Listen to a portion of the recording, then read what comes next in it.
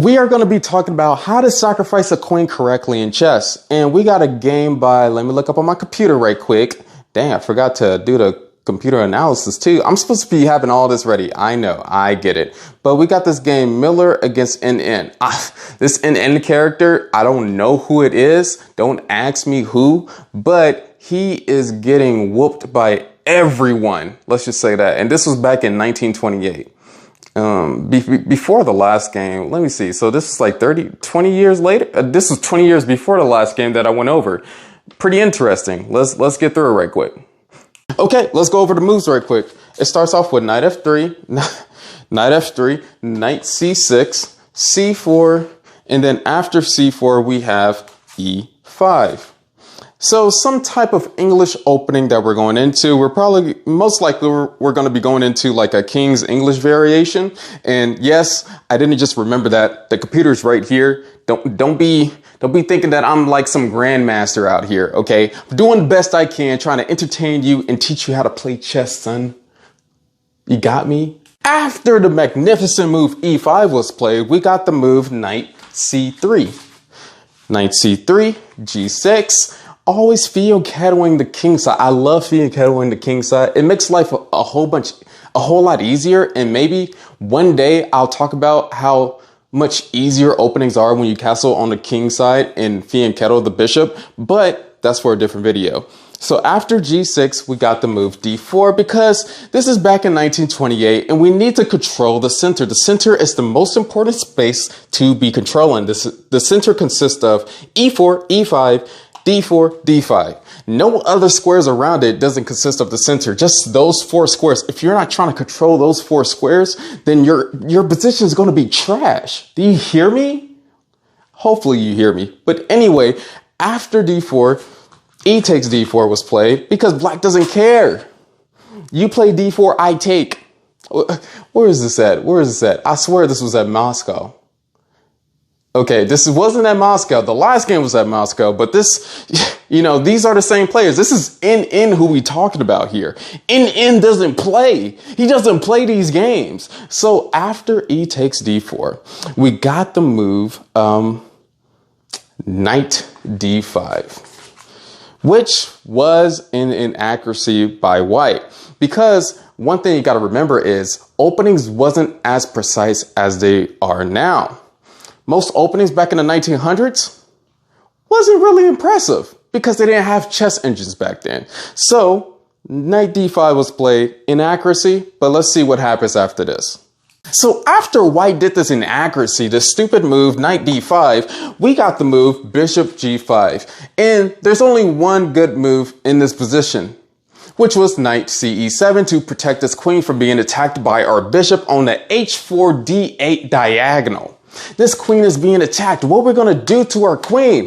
If I was the black pieces, what would I do? Well, hopefully I would have thought about doing this knight ce7 move, but black decided to, in this game, and N decided to do the move knight ge7, which was the worst one. And I know it might seem logical to do this move. Trust me, I get it. Why is this a mistake? Well, David is going to show us, and hopefully that's his name in this game. Let me just triple check right quick. Nope, it's Miller. It's Miller. You know what I mean? It's Miller. So we got Miller just doing his thing. All right.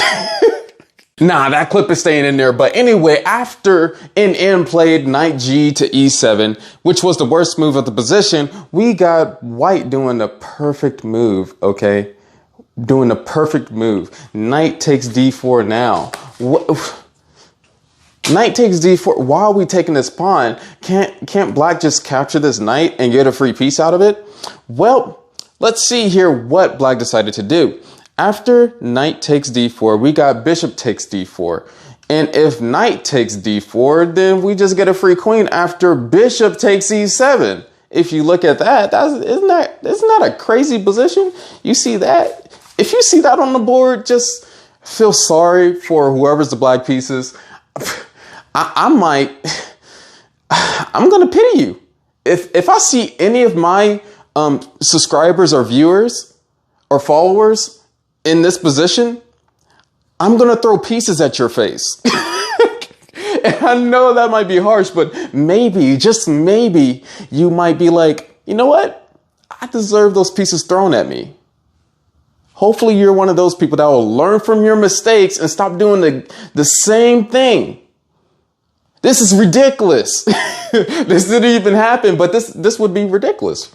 And I know you agree with me because I know every person that watches this channel is a GM, no matter what post that I be putting on there, polls I be going on about which rating. Don't even tell me your rating. Just let me assume that every person that watches this is a Grandmaster. All right. So after Bishop takes on D4, which, you know, there are better mistakes to make. You know what I mean? We got Queen takes D4, which is the queen sacrifice that you was probably looking for when you clicked on this video. After this queen sacrifice, and this is a queen sacrifice because this knight can capture on D4. And you might be thinking, if knight captures on D4, then don't you just do your bishop takes on E7 move? And then after you do your bishop takes on E7 move, and you get the queen back, right? So is it really a sacrifice? Does that really matter, H1? You're not teaching me well, H1. Do your best. Like, what are you doing? Well, here's the thing. If knight captures queen, bishop captures on E7, this knight, let's just follow with me, you know, visualize, calculate. This knight that's on D4 right now would have this fork on C2, forking the king and the rook, and get an extra rook. The dang camera wanted to shut off on me, but they get the queen, they get our bishop, and we're losing. Like, we're losing. We're down like an exchange. I don't even want to count the material, right? But after knight takes on D4, there's a better move. What's the better move for white? Well, there's checkmate in 2 moves. Knight F6. And this was played. Black in end is a good guy. He let him get the checkmate. He let Miller get the checkmate. King F8. Bishop H6. Checkmate. This knight is covering the G8 and the E8 square, and this bishop is covering this diagonal, the H6 to F8 diagonal. Imagine getting checkmated like this. I would respect this more than just losing the queen with the bishop E7 move, right? I would respect this a lot more. Because at least you just fell for this. Not the whole, your opponent taking all your pieces. Nobody likes that, all right? I want you to lose better. If you're going to lose like this. Then I could be like, dang, your opponent, that's what's up. Hopefully you learn how to sacrifice a queen correctly. But these are the type of things that should be coming after you sacrifice your queen. It should be a follow-up. If there's no follow-up and you don't know if you're winning after that follow-up, don't do the sacrifice. It's that clear and simple. Don't do the sacrifice if there's no initiative afterwards. I see a lot of people who want to sacrifice like this, and then they do some premature attack. Look up what a premature attack is. I will be doing a video on that pretty soon, but we as people who play chess, who wants to get better, avoid premature attacks. You notice when a real attack is happening, when there's like 4 to 5 pieces attacking the opponent's king, even though this is like a small percentage, these 2 pieces are nailing this king. And let me explain myself when I say the 4 or 5 pieces comment is that when you're attacking with 4 to 5 pieces, that's the proficient way to do it. Now, if you have a quick win like this, go for it. But you're going to have to calculate a little bit more so that you know that you got a checkmate in 2 moves. All right. Hopefully this helped.